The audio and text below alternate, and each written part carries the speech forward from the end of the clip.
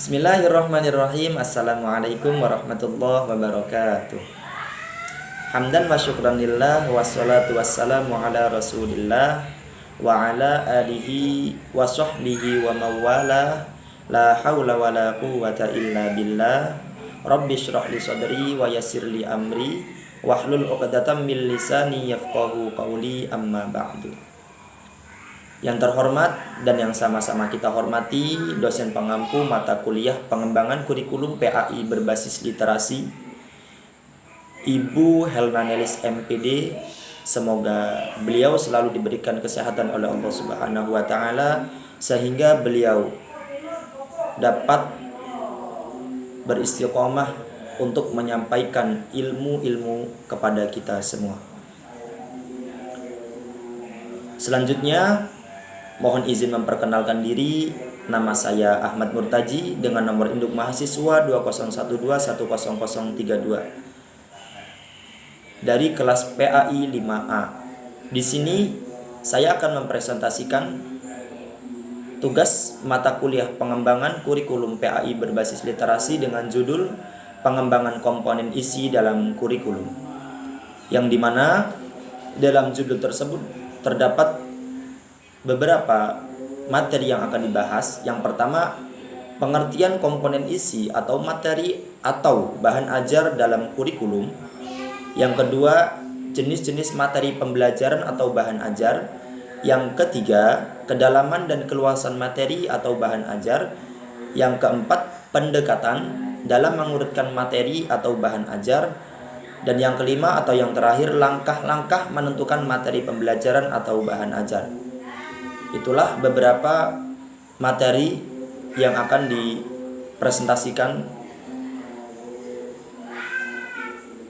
Baiklah, untuk materi yang pertama yakni pengertian komponen isi, materi atau bahan ajar dalam kurikulum. Komponen isi adalah komponen yang didesain untuk mencapai komponen tujuan, di mana komponen isi ini menempati kedudukan kedua setelah komponen tujuan. Yang dimaksud komponen materi adalah bahan-bahan kajian yang terdiri dari ilmu pengetahuan, nilai, pengalaman, dan keterampilan yang dikembangkan ke dalam proses pembelajaran guna mencapai komponen tujuan. Komponen materi harus dikembangkan untuk mencapai komponen tujuan. Oleh karena itu, komponen tujuan dengan komponen materi atau dengan komponen-komponen yang lainnya haruslah dilihat dari sudut pandang yang fungsional, atau juga dilihat dari sudut hubungan yang fungsional. Pada hakikatnya, materi kurikulum adalah isi dari kurikulum. Dalam Undang-Undang tentang Sistem Pendidikan Nasional telah ditetapkan bahwasannya isi kurikulum merupakan bahan kajian dan pelajaran untuk mencapai tujuan penyelenggaraan suatu pendidikan yang bersangkutan dalam rangka upaya pencapaian tujuan pendidikan nasional. Baiklah, untuk materi yang kedua yakni jenis-jenis pembelajaran atau bahan ajar. Secara umum, bahan ajar ini dapat dibedakan ke dalam dua bagian. Yang pertama, ada bahan ajar yang berbentuk cetak, dan yang kedua ada bahan ajar yang berbentuk non cetak. Bahan ajar yang berbentuk cetak dapat berupa handout, buku, modul, brosur, dan lembar kerja siswa. Sedangkan bahan ajar yang non cetak meliputi bahan ajar audio seperti kaset, radio, piringan hitam, dan yang lainnya. Dan juga bahan ajar audio visual seperti CAI, Computer Assisted Instruction, dan bahan ajar yang berbasis web. Mulyasa 2006 menambahkan bahwa bentuk bahan ajar atau materi pembelajaran antara lain adalah bahan cetak, audio, visual, audiovisual, dan multimedia.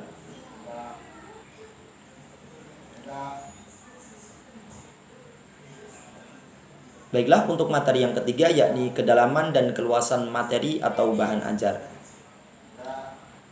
Keluasan cakupan materi berarti menggambarkan berapa banyak materi-materi yang dimasukkan ke dalam suatu materi pembelajaran. Kedalaman materi menyangkut seberapa detail konsep-konsep yang terkandung di dalamnya harus dipelajari atau dikuasai oleh siswa, di mana kedalaman dan keluasan materi kurikulum perlu dilakukan suatu pemilahan. Hal ini dimaksudkan supaya materi tersebut dapat diterima dan dipelajari serta ditelaah oleh peserta didik. Menurut S. Nasution, pemilahan bahan kurikulum tersebut dapat dilakukan dengan beberapa cara. Yang pertama, berdasarkan kronologis, yang kedua bersifat logis, dan yang ketiga berangkat dari materi yang mudah sampai materi lebih kompleks. Yang keempat, dari yang spesifik menuju yang lebih umum, dan yang kelima dilakukan pendekatan psikologi gestalt dari hal-hal yang komprehensif menuju bagian-bagian. Materi yang keempat yakni pendekatan dalam mengurutkan materi atau bahan ajar. Materi pembelajaran yang sudah ditentukan ruang lingkup serta kedalamannya dapat diurutkan melalui dua pendekatan pokok, yaitu pendekatan prosedural dan pendekatan hierarkis. Pendekatan prosedural yaitu urutan materi pembelajaran secara prosedural, menggambarkan langkah-langkah secara urut sesuai dengan langkah-langkah melaksanakan suatu tugas.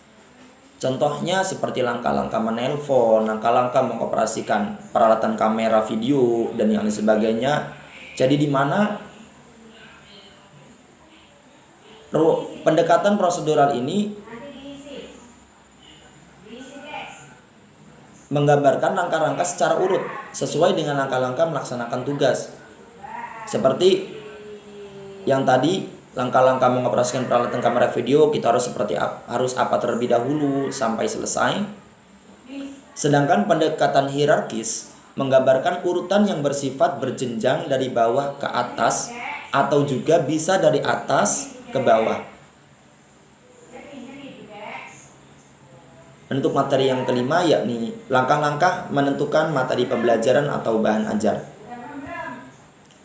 Secara garis besar, langkah-langkah pemilihan bahan ajar meliputi yang pertama, mengidentifikasi aspek-aspek yang terdapat dalam standar kompetensi dan kompetensi dasar yang menjadi acuan atau rujukan pemilihan bahan ajar.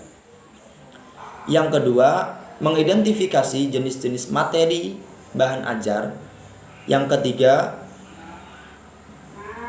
memilih bahan ajar yang sesuai atau relevan dengan standar kompetensi dan kompetensi dasar yang telah teridentifikasi.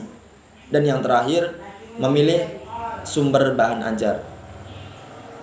Baiklah, itulah sedikit presentasi tugas mata kuliah pengembangan kurikulum PAI berbasis literasi yang dapat saya sampaikan. Mohon maaf apabila terdapat banyak kesalahan dan kekurangan. Terima kasih. Akhirul kalam. Wassalamualaikum warahmatullahi wabarakatuh.